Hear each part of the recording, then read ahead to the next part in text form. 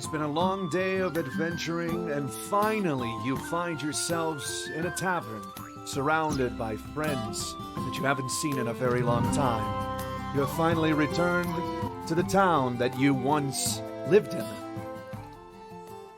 And it feels like a distant memory. Those days of peace, now traded for a life of adventure, discovery, and fun. But not everything is good times. There is darkness and peril in the world. But right now, that feels very far, far away. Because this is the tavern that we're looking at. Look at this. Absolutely beautiful. This is Dungeon Alchemist. One of the most incredible virtual tabletop softwares I've ever seen. But it's not just a virtual tabletop. It's also essentially the townscaper of map making for Dungeons and Dragons and Pathfinder, whatever your fantasy tabletop needs are. This game has got you covered. This is absolutely incredible. And as some eagle-eyed viewers might be able to see, these are my Hero Forge characters from the Winberg campaign. Those of you who have followed us here in the channel will recognize some familiar faces. Specifically, we have Egson, our dear tiny little dragonborn. We have Josiah Saltbrook, we have Seven, the Simic hybrid, Ethilden, the Wood Elf Ranger, Judd, the Turtle, Kira, the Kalashtar, Gimnir, the Leonine, Kirith, the Tiefling, Mochi, the Wizard, and Mimi, the Tiefling Wizard as well. So many familiar faces, and it's so incredible to be able to see them from a perspective that we've never seen before. In fact, funny thing about perspective, being able to access the world that you build, the map that you build from scratch, being able to access it in full first person with actual head bobbing from walking around, and as well as interactive environments for light sources, for doors, and so much more. This is the type of virtual tabletop experience that I could only dream of when I was a kid. I started learning about Dungeons and Dragons when I was about 7, and I was the only one in my classroom when I was a kid that spoke English. I'm born and raised in Brazil, right? And a buddy of mine, apparently his dad had lived in America during the 80s, and he bought late 70s, early 80s. He had a Dungeons and Dragons, Advanced Dungeons and Dragons book with the rules and whatnot. And his dad never taught him any of it. So he came up to me and was like, "Hey, I heard my dad say that this is really fun. He just never taught me. Can you read this?" And I would read it, and we would try to figure out the rules from there. And whatever else we couldn't figure out, we would homebrew. Dungeons and Dragons has been in my life ever since I was a kid, and being able to not just have something like this with first person accessibility, but also the idea that you're able to just make something up completely from nowhere. Let's start with something. Let's start with something simple like grasslands. Let's put a river here. Not gonna do step, no weather. Let's just go for a digital grid. It's an unlimited grid, which means that it expands forever essentially. But look at this. We have a simple beginning of it, and why don't we start with some abandoned ruins? Why not? That's always fun. Start with something small. It's this mansion, but we'll start with something small. Look at that. Immediately, it just fills it up, right? And we're able to edit this however we want. We can delete all the objects within this. We can refresh it and sort of come up with a new configuration. This is a random generator, right? But here's the thing: you might be thinking, "Oh, okay, well, it only creates this sort of random thing." But here's the thing: we can do whatever we want with any of these objects. We can move them down to the most minute detail. Obviously, there's some limitations when it comes to placing things to prevent clipping, but I'm assuming that in the future, clipping will be a part of the creative process. This idea of clipping two objects together, something that is so common in Hero Forge. Here's the thing: when you have a Hero Forge account, you also have something known as an access key, and you're able to connect it and get yourself the characters that you have bought as 3D miniatures. You just place them in the world, and all the effects that you've given the more reflective metal surfaces and cloth and leather, as well as more emissive sources such as the fiery Blood Queen's bow that Ithilden, the arcane archer Drake Warden, is able to wield. It's such a massive attention to detail. You also can just take control in first person, like I showed you before, and you're able to see these props and items up close in ways that are so incredible, and interact with them as well. This is just next level. It would be incredible to be able to have multiplayer in something like this, create an environment where your players can just interact however they want. That would be absolutely phenomenal. It increases the level of interactivity for, say, a session. But even if you don't want to play with characters within this virtual tabletop environment, it also gives you the ability to just make new maps on the fly. And the decision of whether you go in and you micromanage the size and the items and the props and the objects included, it's all up to you. But these presets are already so interesting that it can give even someone who has never had a go at map creation to just give it their best shot. So let's try clearing everything up, and let's see what happens, right? If we do something much bigger than the map that we currently have. Let's go for something massive like this. If I'm not mistaken, the map itself, the terrain itself underneath these tiles, is going to expand and give us something interesting to work with, right? So it takes a little while, because it is generating completely this new environment for us to take a look at. And obviously it scales up with the size of the room that you're currently trying to mass generate right now. But it is something that doesn't take too long. I mean, I must have been speaking about this for what, maybe 20 seconds now. And the idea that you can generate essentially an entire dungeon with an N, an entire dungeon on the fly. Say you're like me, right? You're a dungeon master. You've been a DM for so long, but you also have ADHD, and you forgot to prep for this weekend session. Oh shit! What do? Don't worry, Dungeon Alchemist's got you covered, baby. All you gotta do, open it up, make whatever you think would fit the session, and once you're done, you can export it. And I can't export it yet because we're still loading here. It should be done in a couple seconds. And there we go. Look at that. You're going to go ahead, change a bunch of stuff here. You're going to want to go ahead and take out a bunch of these pillars and whatnot. This idea that it might be too much, right? But here's the thing. You can just delete all objects in the room and work from here. And you have an insane amount of just different objects that you can utilize, right? Look at this. You have light sources that actually interact with the world around them. You can change the color of the light source, the intensity. That's control on a scale that and you can, that I didn't know.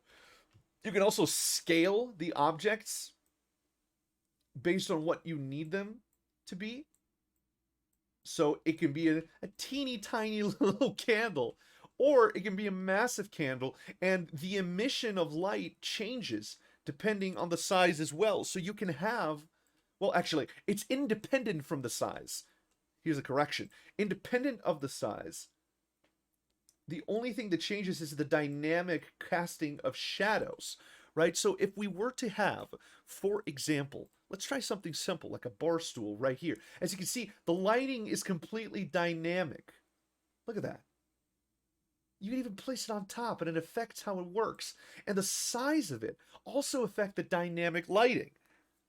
This is nuts. This is absolutely nuts. Look at that.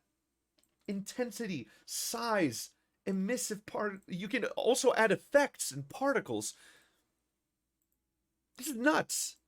This is absolutely nuts. Look at that. You can add cinders to it, and I'm imagining that, let's say you have a moment where your characters walk in, right? And this is a completely destroyed area. Let's say that you want to have this abandoned area, and just ruins. Let's say you click random, and we'll see what that gives us.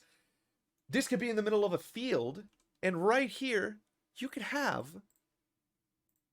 just fire. A dragon attack just hit this area, and you have cinders. Maybe you'll find. Let's see. We could probably find. Oh, an abstract as well. This idea of customize.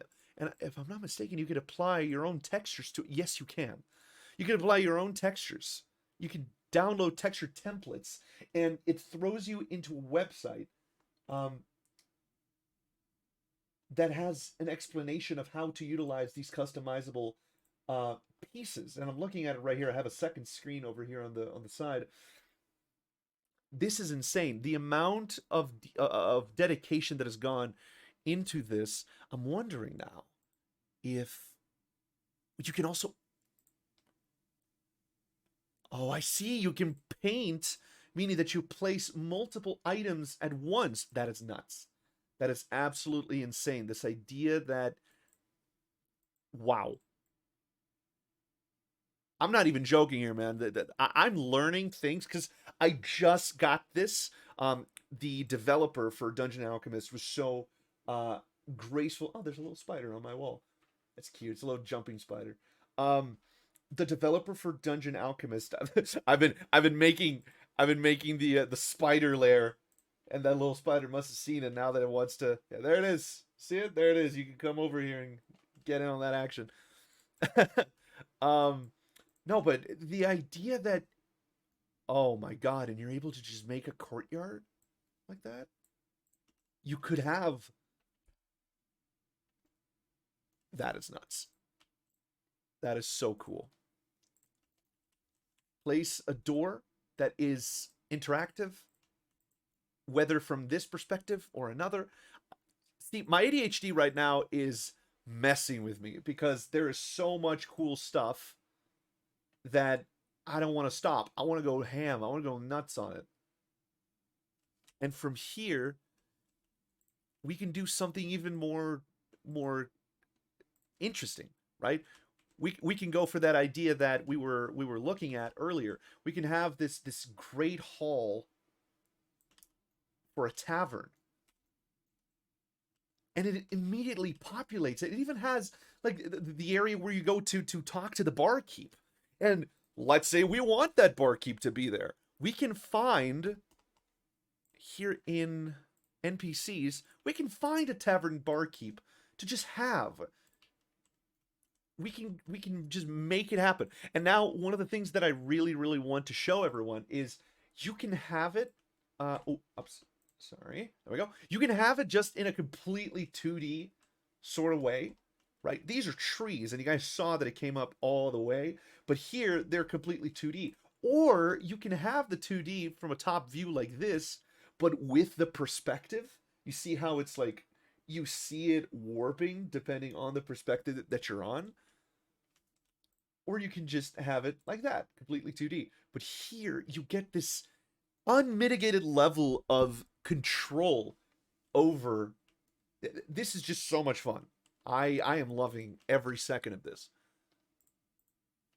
And don't even get me started with lighting. You can have different lighting based on the time of day, and you can even control it completely, right? It's down to the most minute detail. These guys, these people that worked on this game, know exactly what we're looking for. Put a couple of fireflies over here, and then make it night. I mean, look at that. It's so cool. Your characters might be looking out a window, right? And you go over here, and you take control of this character, and you're like, oh, I want to kind of take a look. And you go over here to see this boar, but what is that? You see something outside. There's fireflies outside. And like, one could argue like, oh, but the DM doesn't get to describe that. You do. You look outside, and you see fireflies dancing in the night. Something tells you that things are going to be okay. The warm light of the candlesticks illuminate your bowl. In front of you, a nice piece of homemade bread. And you feel at home. You feel safe. The possibilities for narrative, they increase tenfold with something like this. And it's just drag and drop. I can just take something as interesting as, I don't know, maybe giant mushroom right there. And another one right there. And another one right there. And we can just change the way the world works. And the cool thing, in my opinion, is that right now we have this new map style, which is snow, and we actually have let's try with no vegetation for now. Ice field. And we can start with a bigger area, right? But because, this is the new update, you have this cool ice castle thing with that sort of a cold lamps everywhere. And I love this. This gives you sort of that Byzantine sort of look to it. This is incredible. They also had the gingerbread house update, which is like this Christmassy sort of thing. Immediate change, right? On the outside, it's this ice palace, but on the inside, it's this warm, nice candy cane looking. I love this. This is so much fun. But let's say that you want to go a bit more granular, right? So we can start off. Let's go for crypt, because what's a dungeon without it actually being a dungeon, you know? So no weather, dark parchment. We're gonna start off from there, right? Go over here. We will start with, we'll start with a hallway, right? We love winding hallways. Start with that. Maybe your characters walk in, and the first thing they see is that big gold door. And it opens. It opens up like this into this great hall. And maybe you want to place a door here or another here. But even then, this, see that big skull on it? We're going to open that into a dungeon. And then this will be a prison right here. We'll have this extend into a hall. And we'll have these 3x3 cells right here, right? Look at that. It even gives us that really interesting, those really interesting dungeon bars right there, like cells.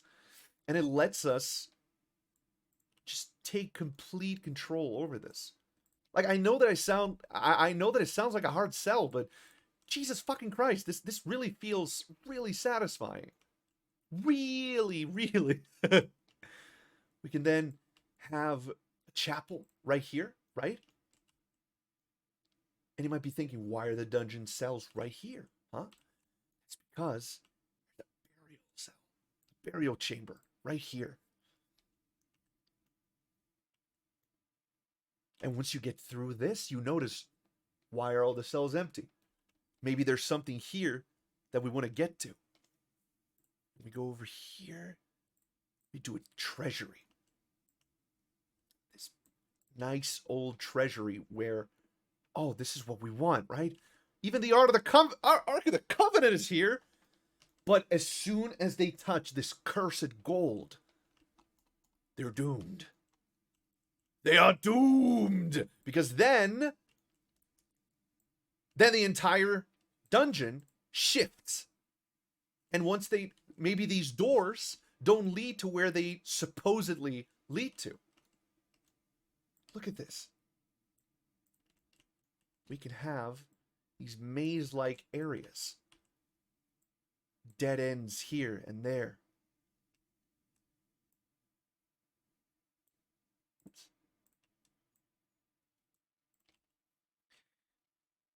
And we can have these just very nonsensical sort of rooms that connect to each other. This sort of paradox area. What is that? How does that even fit here? Maybe we take out this door so that people don't accidentally walk in there. And maybe there's a bedroom here. And it feels like it doesn't fit, right? But we're already dealing with a paradox dungeon. And as soon as our players grab hold of the treasure, they're doomed. Because this is supposed to be a cautionary tale dungeon. You're not supposed to grab this stuff. You're here for something else. You're not here for the treasure. You're here for the knowledge. And the knowledge is that this place doesn't make any sense. And trying to get out is going to be the biggest challenge, right? Because one place leads to the next. But this one's a dead end. And maybe you're being chased by skeletons already, or zombies, or other types of enemies. Hartman77, oh ho ho, is this Dungeon Alchemist? Yes, absolutely it is. I was, the peeps over at Dungeon Alchemist were so grateful as to give me a key to do sort of a brand deal with them. And this, oh my god, this has been so much fun so far. It's been such... It's so fast. It's so fast. And then maybe over here, there's this big old library that doesn't really connect to anywhere. But if you touch... I wonder if there's a... No, I like that. I like that because then it feels like these tomes in the middle are sort of like the tomes that nobody touches. That's awesome. I've had this on my wish list for a while now. I highly recommend getting it. Look at this. Maybe when you touch the ice crystal over here, you get teleported over to this library. And that is the knowledge that we were talking about. That is what the players should be looking for. Super interesting. Super fun. And then maybe this is like a really, really narrow passage that makes it difficult for regular characters to get through, but maybe a halfling or a dwarf or a gnome is able to get through. Maybe a goblin too. Look at that. And then once you're done with this, if you want to test if this feels right, we can go over here and take one of the characters from the actual D&D series that I run here on Twitch, and we can just go first person. And look at this. We can test the feel of this dungeon in real time. We open the door. Oh, and the first thing that meets us is this giant skull with fangs. Maybe this was owned by a vampire.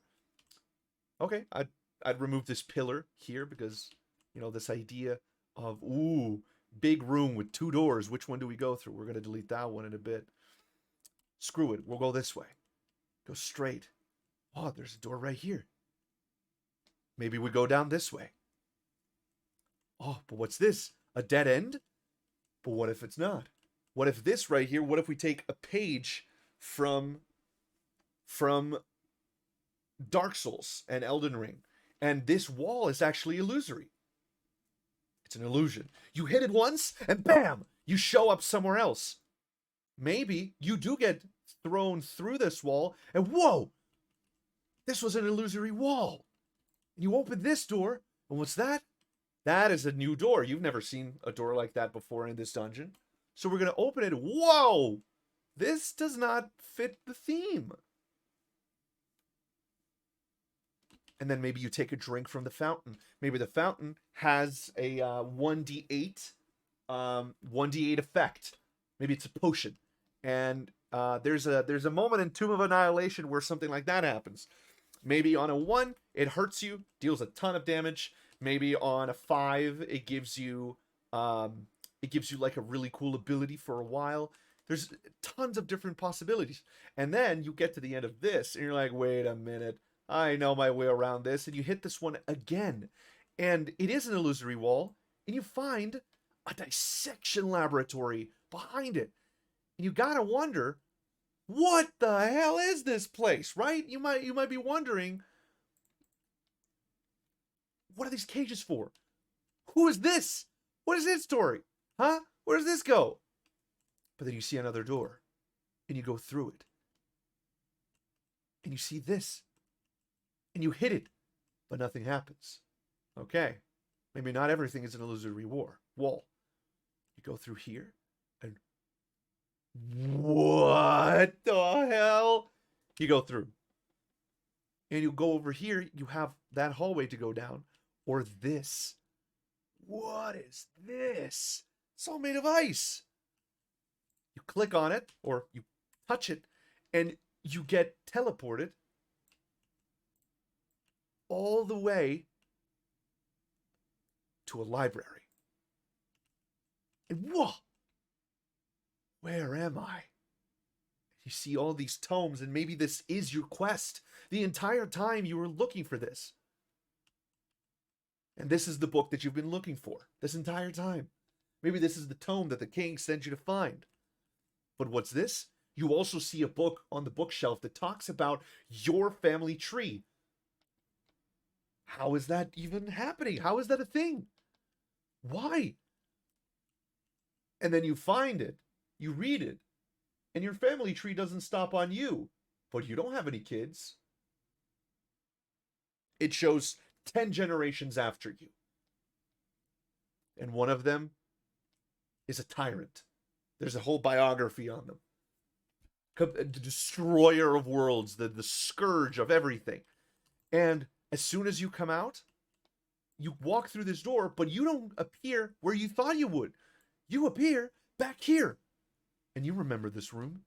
This is the first room you ever saw after walking through that hallway. Okay, we went through that door. Let's try this one now.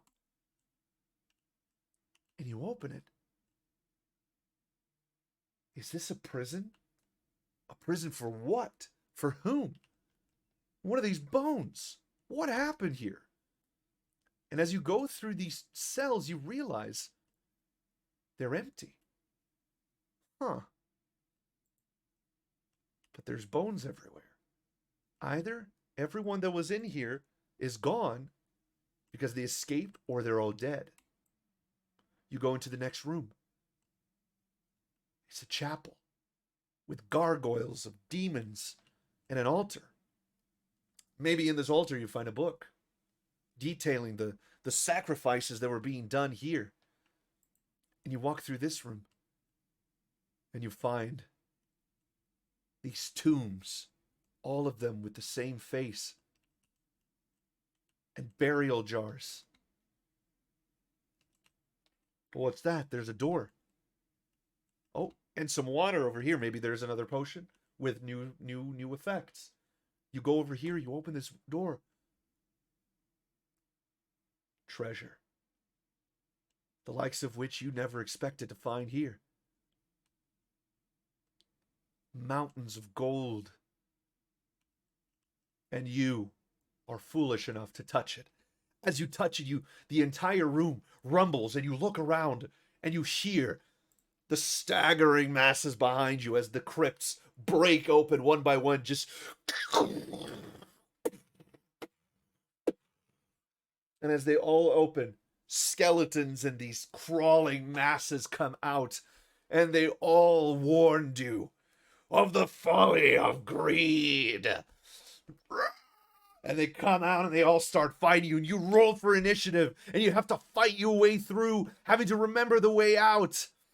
And the gargoyles come to life as they break through their stone skin, and they toss you through these benches. They break you through the stone, but you manage to get through. And as you look around, the cells are now open. The revenant spirits of the dead coming out and clawing at you, trying to hold you down and hold you back. And as you reach this room, the walls start to break as a giant made of stone of all the rubble you've seen in this dungeon comes to life, and it just roars at you, and you make your way through. And as you try to close the door behind you, you look at the skull, and its eyes glow red, and it laughs at you. You close it behind you, but it's too late. In front of you, a massive vampire lord stands and says, "You fool! You thought you could usurp my knowledge, mortal. This script will be your tomb!" And it all happens because you were able to create a map out of nothing. I've been doing this for 34 minutes. This stream has gone on for 34 minutes. But we have a full dungeon with doors, hallways, dead ends, activation areas, and areas that we didn't even go through, right? Why is there a room over here? Who even lives here? Who's this woman on the painting? Is that the vampire's long dead mortal love that he's trying to revive? Maybe one of the women in your party reminds him of his lover. Maybe the blonde elf with green eyes and a cool bow reminds him of his long dead love that he regrets never having turned into a vampire. And the angst! All of this is possible because of Dungeon Alchemist. Obviously, it's possible without it. But you get what I mean. This is such a strong, powerful tool for DMs to utilize that I'm going to use this now because I really, really like this map. And I'd be lying if I said that I don't really, really enjoy this map. Definitely going to use it. But do you know what I mean?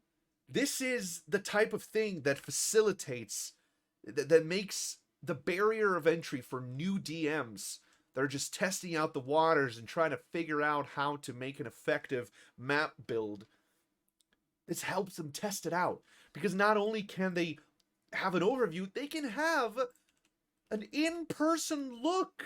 They can get down and dirty with their own dungeon and figure out what works and what doesn't. How does this flow into the next thing?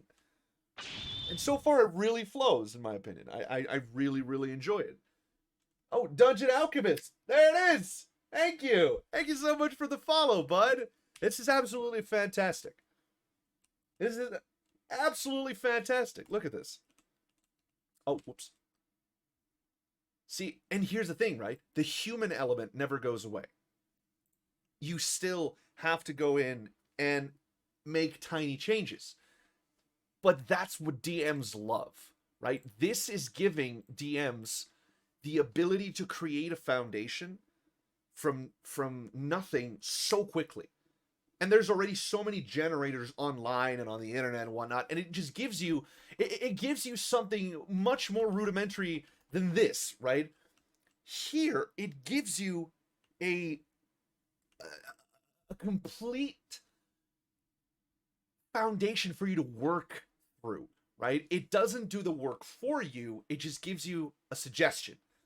And you're able to say, yes, I like that, but let's change this. Or, no, I don't like that. Let's clear this room of everything, right? For example, let's go over here. This room, right? Not really working, right? Let's delete everything from this room and start from scratch. So, what could we do with this room? Right? We have this dark, damp, musty dungeon, and suddenly we walk into this room with bright walls, right? You could also build your maps completely by hand, but yes, the AI is amazing. Thank you for streaming Dungeon Alchemist. Absolutely, this is a pleasure for me, and I really appreciate you guys for sending me a key. This is great.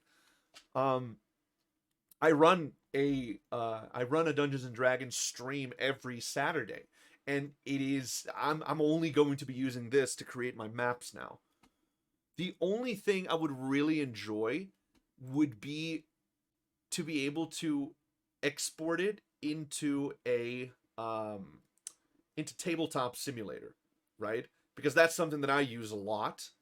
Because how modular it is. That's the one thing I would ask. But you can export it to Foundry, to Roll20, to so many different ways of doing it, and you can also just have an image of it. You can just have a 2D print of it, put it down on something like Tabletop Simulator, and populate it with props that fit, right? So this is all so much fun, in my opinion. So okay, we walk into this bright room. How can we mess with our players as soon as we walk in? We'll start with an alchemist workbench right here. It's a bright room. No one's thinking. No one's thinking danger. They're thinking, oh, this is brightly lit. Okay, maybe this is a safe area. But what if? What if we had? I'm pretty sure structural has fireplace, right? Let's try. There we go. Fireplace. And you can just search it. It also is so easy to use, in my opinion. It has a fireplace. It's nice. It's warm. It's not torchlight. It has these, let's say, no, chandelier doesn't scream comfort, in my opinion. We could have these oil lamps in the corner, right? And it feels very grounded. It feels low to the floor. It feels like the type of place that you can sit down for a bit. And speaking of sitting down, that brings me to my next idea. We could have like futons on the ground. Really hammer home the idea of being low to the ground, somewhere where you can sit and relax, right? We could have these pillows like this next to a tea set right there. And you might think, oh, okay, this is the type of place I can sit down and relax, right? Yeah, we could even add a bath, a nice bath where they would like to sit down and take a moment. But this is all a trap, right? It's all a trap. Why? Because the fountain in the corner of the room is going to fill it up with water as soon as they start to relax. And if they fall asleep, yeah. Oh yeah. They'll have these cushions against the wall and on the floor, the type of thing that people really might want to go, "Oh, I want to sit down here. I want to relax." Can't get enough of that. You get hammocks in the corner, right? The type of thing that might make you want to go, "Oh my God, thank you, thank you. It's finally time to relax." In fact, let's switch out a couple of these pillows. Let's get a bit more variety in here, right? Look at that. Oh, so pretty, so Jozu, and it'll make it'll lull the players into a false sense of security and get them to go, oh, a little bit of respite. And maybe we can put some food, right? Yes, yes. The freshly made food, a bowl of potatoes and carrots and maybe even a cake. We'll put a plate, a couple of plates here. Oh, yes. Look at that. Tantalize them as much as possible. Really, really tickle tickle their beards and make them go, oh, I want that. That is what I want. There's cake. I'm actually going to make that cake a little smaller. It's not a bit too big. Let me guess, someone stole your sweet roll. But no one's going to steal your sweet roll now because it's here. You can taste it. It's yours. And you fool! As soon as you walk in and start relaxing, the fountain starts spewing water or acid. Is acid a bit too much? I feel like acid is a bit too much of a dick move. I'm not 100% sure. But something that lulls them into a false sense of security, right? And actually, let me take that away. Copy that. Oops. Ooh. What just happened? Aha! I see. Yeah, okay. And we put it right there. Close that. Aha! Nice. Dude, I've spent 44 minutes making this, and we have a complete narrative and flow, including traps, including teleporting rooms, illusory walls, backstory. We have everything. That's how easy it was. It took me 45 minutes to have what amounts to, I want to say, 2 to 3 sessions with nothing but interesting combat mechanics. This is fantastic. This is genuinely fantastic. I'm gonna use the crap out of this game. This is fantastic. Game, tool, all at once. Let's save that. Save that as Vampire's Crypt. And then once it saves, and it saves as very small, like this entire map is 3 megs. 3 megabytes for this entire map. The tavern that I made, 1 megabyte. This one, 1 megabyte. And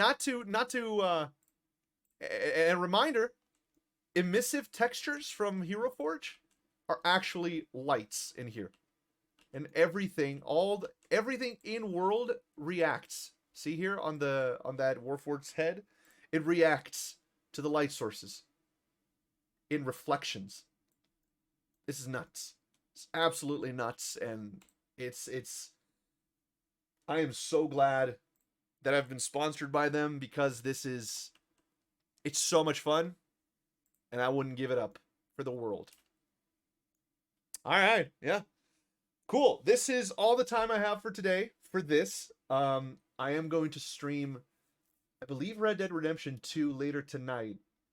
Emily and I are going to start our playthrough of it. And Emily has never played Red Dead Redemption, so she does not know the story. She does not know anything. So if you'd like to see that happen, come hang out with us tonight.